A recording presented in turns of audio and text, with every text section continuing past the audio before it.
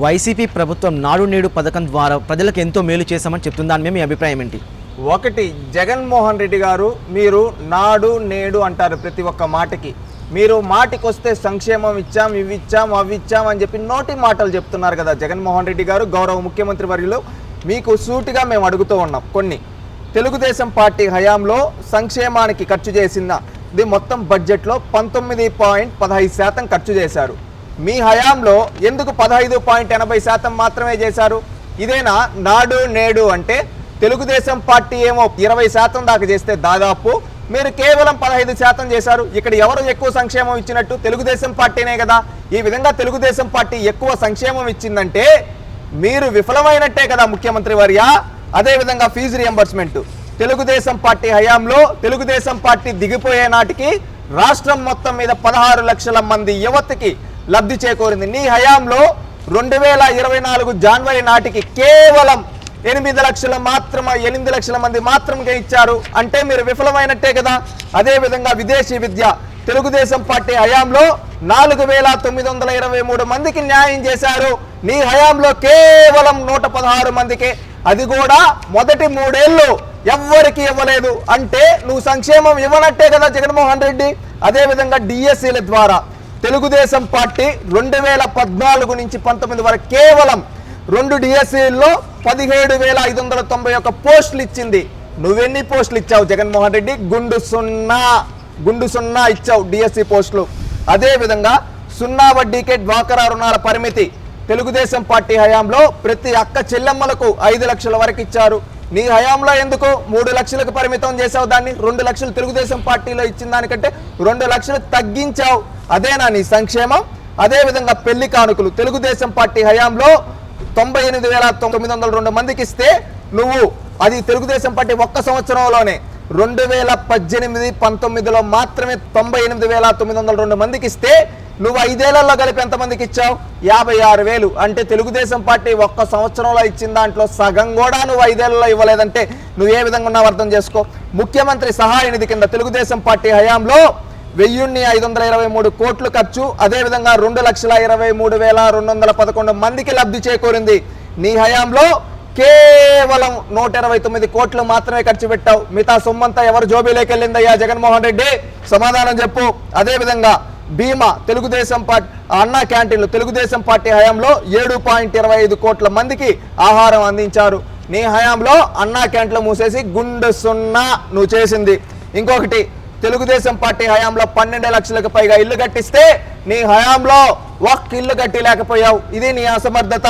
అదేవిధంగా పండుగ కానుకలు తెలుగుదేశం పార్టీ హయాంలో కుల మత ప్రాంతాలకు అతీతంగా 2.74 కోట్ల మందికి పండుగ కానుకలు అందించారు. నువ్వు వచ్చిన తర్వాత పండుగ కానుకలు ఆపేశావు. ఇదే నా సంక్షేమం జగన్మోహన్ రెడ్డి? సమాధానం చెప్పు. అదేవిధంగా రేషన్ సరుకులు 8 రకాల సరుకులు 92% మంది కార్డులకు ఇచ్చారు. నీ హయాంలో బియ్యం మాత్రమే, అది కూడా 85% కార్డులకు మాత్రమే. ఇదేనా నీ మోసపూరిత సంక్షేమం?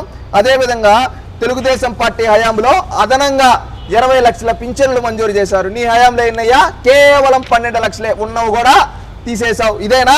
దీనికి సమాధానం చెప్పు. అదేవిధంగా చేతి వృత్తులకు తెలుగుదేశం పార్టీ హయాంలో 4.20 లక్షల మందికి ఆదరణ పథకం కింద పనిముట్లు అందజేశారు.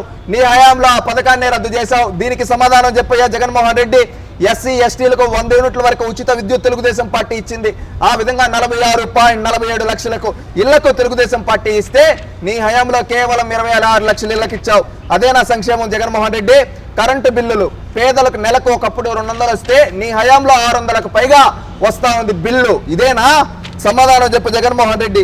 మద్యం క్వార్టర్ ధర తెలుగుదేశం పార్టీ నాణ్యమైన మద్యం 60 రూపాయలకు వచ్చేది. నీ హయాంలో నాసీ రకం మద్యం 260కి వెళ్ళిపోయింది. ఇదేనా నువ్వు పేదలకు చేసిన న్యాయం? ట్రాక్టర్ ఇసుక ఒకప్పుడు 1,500 నింది, ఈ రోజు దాదాపుగా 5,000 పైన. ఇదేనా జగన్మోహన్ రెడ్డి నీ పాలనలో పేదలకు జరిగిన మంచి? బీసీ కార్పొరేషన్ తెలుగుదేశం పార్టీ హయాంలో 4,02,000 మందికి ఇచ్చారు.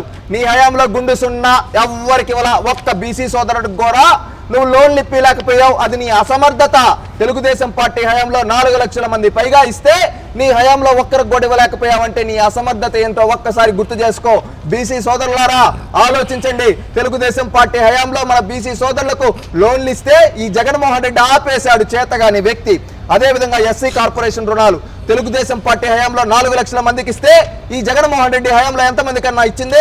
గుండు సున్నా ఒక్కరికి కూడా ఇవ్వాల. మళ్ళీ మాత్రం మీటింగులో అంటాడు నా ఎస్సీలు నా బీసీలు అని. తెలుగుదేశం పార్టీ హయాంలో ఇంతమందికి రుణాలు ఇస్తే నీ ప్రభుత్వంలో ఒక్కరికి కూడా ఇవ్వలేకపోయావు. ఇదేనా సామాజిక న్యాయం జగన్మోహన్ రెడ్డి? అదేవిధంగా నిరుద్యోగ భృతి. ఒకప్పుడు తెలుగుదేశం పార్టీ హయాంలో 6 లక్షల మందికి నిరుద్యోగ భృతి ఇచ్చింది తెలుగుదేశం పార్టీ. నువ్వు ఆ నిరుద్యోగ భృతిని ఎందుకు ఆపేశావు జగన్మోహన్ రెడ్డి? సమాధానం చెప్పు రాష్ట్రంలో యువతకి. అదేవిధంగా పీఆర్సీ అమలు తెలుగుదేశం పార్టీ హయాంలో 43% ఇచ్చామండి పీఆర్సీ. ఆ రోజు ఉద్యోగాలు అడగకపోయినా కానీ ఆ రోజు వాళ్ళు హైదరాబాద్ నుంచి ఇక్కడ అమరావతికి వచ్చినప్పుడు 43% పీఆర్సీ ఇచ్చిన ఘనత తెలుగుదేశం పార్టీది. ఈ జగన్మోహన్ రెడ్డి ఇచ్చింది అంటే వాళ్ళు అడుక్కుంటే 23% ఇచ్చి అది కూడా బిచ్చంలాగా సక్రమంగా ఇవ్వలేదు ఈ జగన్మోహన్ రెడ్డి. ఇది చేతగాని వ్యక్తి.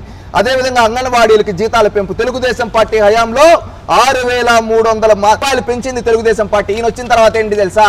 మా అమ్మ అన్నట్టుగా 1000 రూపాయలు కేవలం వాళ్ళకి బిచ్చం వేసినట్టుగా వేశాడు ఈ చేతగాని ముఖ్యమంత్రి.